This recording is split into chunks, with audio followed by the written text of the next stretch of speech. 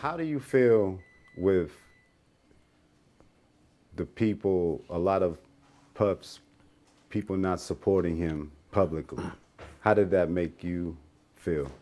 I mean, it ain't really make me feel no kind of way because, for one, shit, I think it's very common and very usual that people don't support you when you go through your lowest moment. It's I'm just one of these people like, yo, I'm very optimistic. I'm even delusional. Ain't nobody supporting me through my lowest times. You know what I'm saying? Your lowest times belong to you. No matter what. No matter who was there, no matter who was laughing, and those are the good times. Everybody comes to the good times. You feel me? And motherfuckers ain't gonna support you like that. You know, that's not how it's ever been in the world. So to think that everybody gonna come or people not gonna leave, shit, it always been like that. You know what I'm saying? It always been like that. And But it's different when you're Puff, like the it's whole not your world. he's a human being. Ain't no such But the, thing as but his problem nah. is being viewed by the whole world. So I feel It like, don't matter. but it still is. I feel like someone like him having some type of public. Nah, nah, none of that matters. You can't make stuff up just because a person is some, Now let me. that it belongs to the world or it belongs to your peers. Everybody's shit is their shit, right? And part of life is go through your shit, get through your shit, grow through your shit. That's your shit. It's your shit to deal with. And whether you want to say God, the universe, nature, the forces, the whatever you want to call it, it'll be just you and that shit. If you a real man, you went through these moments in your life, or you're not a real man. Every man had a moment where it was just him and whatever God he served, whatever universe, whatever great forces. It's just you and that shit, yo. And whatever gorilla on your back, whatever problem you facing, you staring down a barrel of a motherfucking a vicious gun, and it's just you. Yo, listen, man. It be like that. It be like that, bro. Like, it really be like that in life.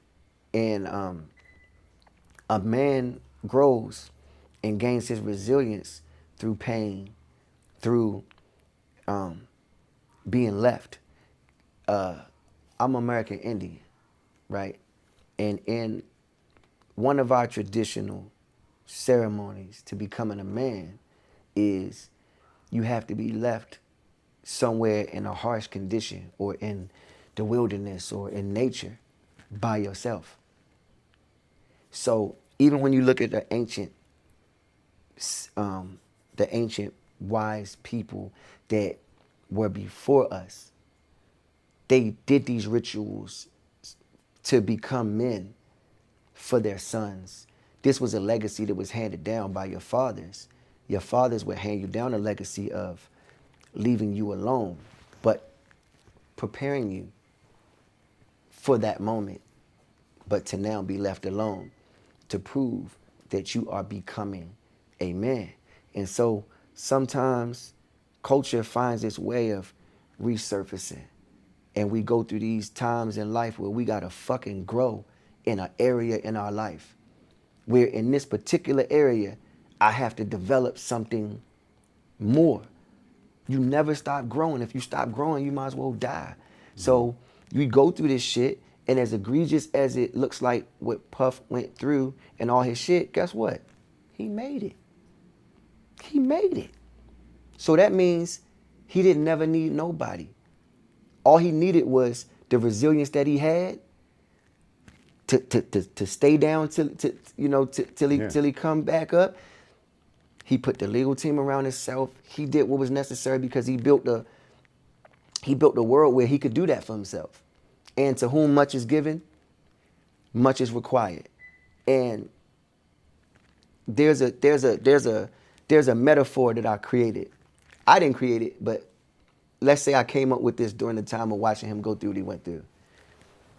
I said, you know what people love, man? People love to see the giants fall because it's just something about a giant falling that normalizes little people's failures too. So if a smaller person fails and is depressed because of these failures, nigga, it's hard to pay rent. It's hard to just eat. Sometimes, psychologically, seeing big giants fall, it make you feel a little bit better in yourself. A little bit. That's the selfishness of humans, man. That's some of the sick nature of, like, when they say misery loves company. I've noticed that we have a community that loves that. For some reason, they see we get somebody and we praise them till they become gods to us. And then we crucify them, nigga. We want to put them on a cross. We want to watch them burn. That's like a part of the culture that I never been a part of, that I never agreed with, that I don't really fuck with that because I've been at the bottom by myself at my lowest point. I've been going through certain shit in my life that nobody be there for you, bro. And you gotta make it through that shit. So I would never put my foot on the next nigga that's going through situations and dealing with that. I'd rather, if I could even just be an ear for that nigga could have went to jail for the rest of his life. So you wouldn't be an ear? You wouldn't just be a nigga he could call and be like, damn, bro, I just need somebody to talk to. You wouldn't be that person? Yeah. We that arrogant, we that perfect, we that whatever. You dig what I'm saying? And it's Were you talking to him? Were you talking to him while he was in? I was talking to his family. Okay. I didn't never talk to him when he was. I was with him up until the point where he got arrested. But I was talking to his sons, and I was talking to the family. Sometimes they'll FaceTime me when they leave court and shit, and we'll rap or whatever, and and they was giving me the updates through them. But I know that nigga was staying locked the fuck in to getting through his situation. But at the end of the day, like I said, how do you feel when you heard the verdict? Shit. Where I come from, we don't really want to see nobody go to jail for the rest of their life.